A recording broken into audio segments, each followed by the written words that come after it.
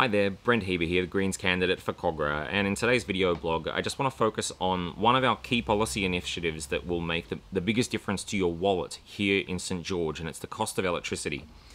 One of the key areas for us that we've been campaigning on for some time now is a policy with regards to transitioning New South Wales to 100% renewable electricity by 2030. Now, the reason that we see this as an absolutely vital goal for us is because it's backed up by the science of climate change. It shows that when we look at the carbon footprint for our state, the vast majority of pollution that we are generating in New South Wales comes from coal-powered fire stations. If we can transition away from those coal-powered fire stations quickly over the next 15 years, then we have a massive impact on our carbon footprint and actually contributing to the moral dilemma that we have of taking care of our environment and making sure that those who have the least capacity to avoid the trials and tribulations of climate change are taken care of as best we can. It is a fair point that Australia doesn't contribute to the global gross amount of carbon pollution, but when we look at our per capita amount of pollution per head, the pollution that we are each manufacturing per person is off the charts. We're the 8th most polluting country in the OECD.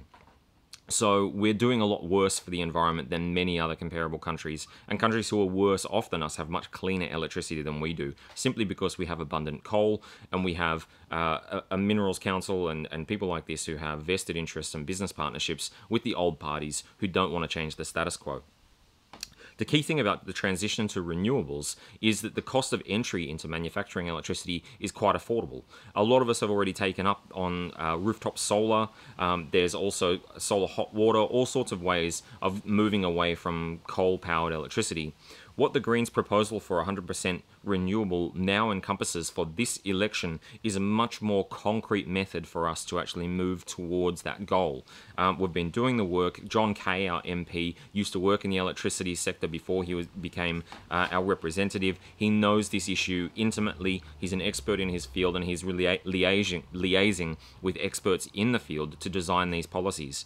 And the key thing that we're proposing here is, instead of having one coal-powered grid for the whole of New South Wales, we're moving away from that to 7 microgrids. The reason for this is that as we move to enable more rooftop solar, we enable households to actually produce and sell and create a market for electricity. We need smaller grids to then juggle those loads effectively and nimbly and make sure that we are coping with our base load supplies. So a combination of affordable wind, rooftop solar, and some smaller base load wave generation, things like this that are suited to the various different territories geographically in New South Wales will basically provide us with the headroom for the electricity generation that we need without polluting for coal. So in order to do this, we need to make sure that the advice that people are given and the management of this grid is in public hands, that it's not driven by profiteering and private companies. That means the creation of energy agencies run by the state government that could employ up to 10,000 people in per grid. So we're talking about 70,000 new jobs in the public sector to provide advice and support in the transition for people to start being involved in manufacturing and selling their own electricity into these microgrids.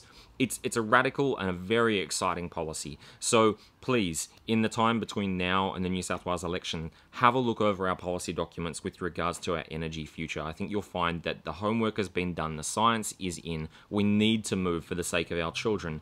The primary reason I joined the Greens is I've got a 2.5-year-old son, and I'm terrified of what the future holds for him if we don't start taking much more serious action on climate change immediately.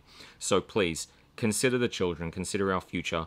Vote for a cleaner and fairer New South Wales moving forward, and put the capability to manufacture and sell our electricity back into our hands and not in the hands of those overseas investors running all of these coal-powered fire stations that pollute our environment so much. Vote 1 Greens. See you later. Bye.